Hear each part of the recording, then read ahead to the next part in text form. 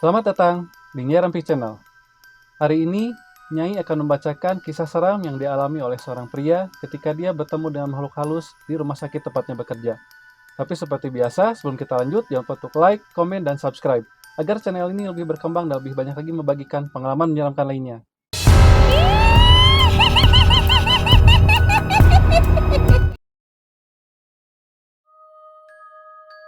Pada kesempatan kali ini, aku akan membagikan sebuah kejadian horor yang aku alami di tempat kerja. Bisa dibilang, ini adalah pengalaman terseram yang pernah aku alami, yang cukup membuat bulu kuduku berdiri setiap kali aku mengingatnya. Waktu itu, aku bekerja sebagai seorang cleaning service di sebuah rumah sakit di daerah Jawa Barat. Di sana, aku dan beberapa karyawan lainnya ditugaskan untuk menjaga kebersihan di salah satu gedung rawat inap. Setiap harinya, aku berangkat kerja dengan mengendarai sepeda motor. Kebetulan juga jarak dari rumah menuju tempat kerjaku tidak terlalu jauh.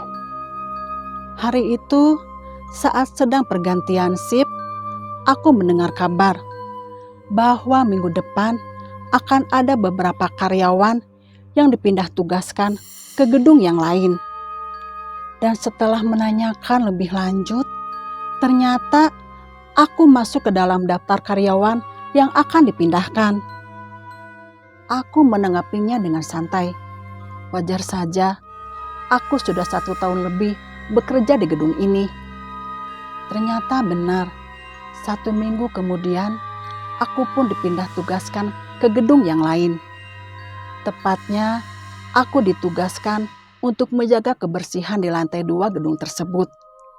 Sebelum pindah, aku sempat mengobrol dengan salah seorang karyawan yang pernah bekerja di gedung itu. Dia bercerita, konon di gedung tersebut sering terjadi kejadian aneh dan menyeramkan. Tepatnya di lantai 2 tempatku bekerja nanti. Karyawan itu berpesan kepadaku. Katanya, aku harus berhati-hati. Terlebih jika sedang bekerja di shift malam. Awalnya, aku pun sedikit merasa cemas. Tapi, sudahlah. Aku harus tetap fokus dan melaksanakan tugasku sebaik mungkin. Singkat cerita, aku pun mulai bertugas di lantai 2 gedung tersebut. Di sana, aku mulai mendapatkan teman baru. Setiap kali aku mengungkit tentang cerita aneh yang terjadi di lantai 2 ini, teman-temanku seolah menolak dan tidak ingin melanjutkan pembicaraan tentang hal itu. Aneh juga, mulai timbul pertanyaan dalam benakku. Sebenarnya ada apa di lantai 2 ini? Semakin lama rasa penasaranku semakin besar. Setiap kali bekerja shift malam, aku selalu memperhatikan keadaan sekitar. Memang, kalau diperhatikan baik-baik, ruangan di sekitar lantai ini terasa cukup mencekam. Lorong-lorong rumah sakit yang sepi, ditambah lagi beberapa ruangan kosong cukup membuat bulu kuduku merinding. Singkat cerita, pada suatu hari, aku kembali bekerja di shift malam. Seperti biasanya, sebelum memulai pekerjaan, aku mengecek terlebih dahulu perlengkapan yang akan aku gunakan di ruang penyimpanan. Malam itu saat pergantian shift, aku sempat mengobrol dengan temanku. Dia berkata, katanya entah mengapa suasana malam ini terasa agak berbeda dari biasanya. Kamu ngerasa nggak? Kok malam ini kayak ada yang beda ya? Emang apa sih yang beda, tanyaku. Temanku pun menjawab, gak tahu juga, apa perasaanku aja kali ya? Dia menjawab sambil mengusap-ngusap lehernya. Ah, biasa saja. Aku gak ngerasain ada yang aneh, jawabku. Sambil berlalu meninggalkan ruang peralatan.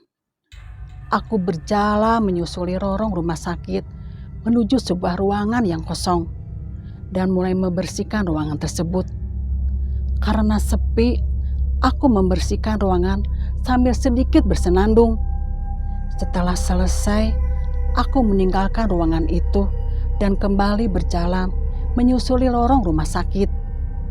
Hingga aku bertemu dengan salah seorang teman yang juga sedang membersihkan lorong yang aku lewati. Cepet juga beresnya. Mau kemana? Iya, lagi semangat aja, makanya cepet. Aku kesana dulu ya, jawabku. Tunggu, bentar lagi lah, ini mau beres. Ntar aku bantuin. Makasih, gak usah repot-repot, jawabku sambil tersenyum. Ya udah kalau gitu, kamu duluan aja, ntar aku nyusul.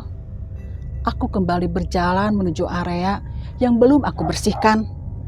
Sebuah area dekat kamar mandi. Aku pun segera mengepel tempat itu. Hingga saat aku hendak membersihkan kain pel, loh, embernya kemana? Aku melihat-lihat sekitar. Aneh, ember yang sedang aku gunakan berpindah tempat. Ah, ada yang iseng pikirku. Ini pasti ulah salah satu temanku.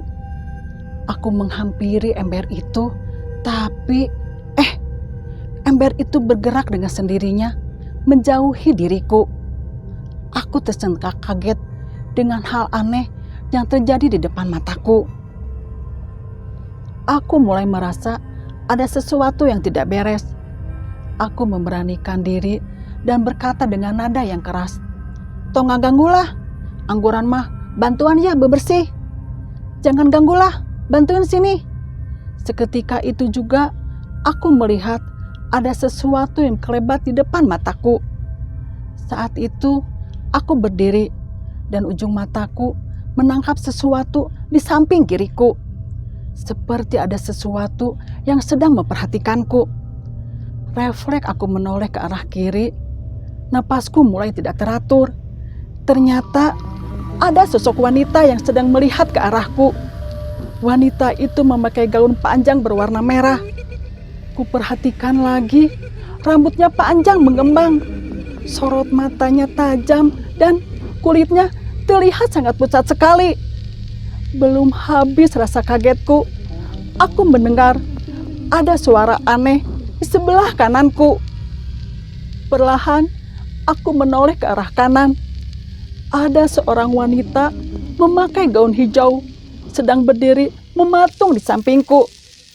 Tapi yang membuat bulu kuduku semakin merinding, wanita itu terlihat sangat tinggi.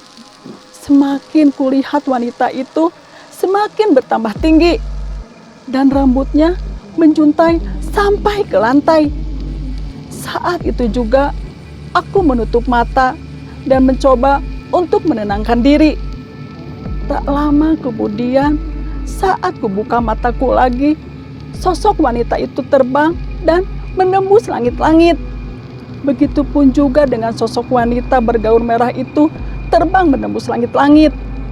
Walaupun masih merasa takut, aku membalikkan badan dan bermaksud untuk meninggalkan tempat itu. Namun, astaga, jantungku kembali berdegup kencang.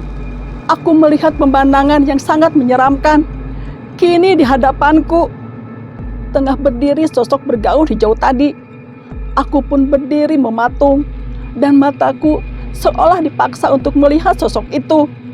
Perlahan wajah sosok bergaun hijau itu berubah. Matanya berubah menjadi bulat, besar, dan berwarna hitam. Kukunya ikut memanjang, dan wajahnya berubah menjadi seperti hewan, mirip anjing laut. Makhluk itu lalu menyengeringai, memperlihatkan taringnya yang tajam. Ku coba untuk mengalihkan pandangan, tapi badanku terasa sangat kaku. Makhluk itu mendekatkan wajah dan taringnya, lalu mengeluarkan suara yang menyeramkan. Saat itu juga, aku berteriak sekencang-kencangnya. Tapi entah mengapa, tak seorang pun yang mendengar teriakan itu. Beberapa kali aku berteriak, tetap tidak ada orang yang menghampiri. Makhluk itu seolah ingin mencengkeramku, sambil terus mengeluarkan suara yang sangat menyeramkan.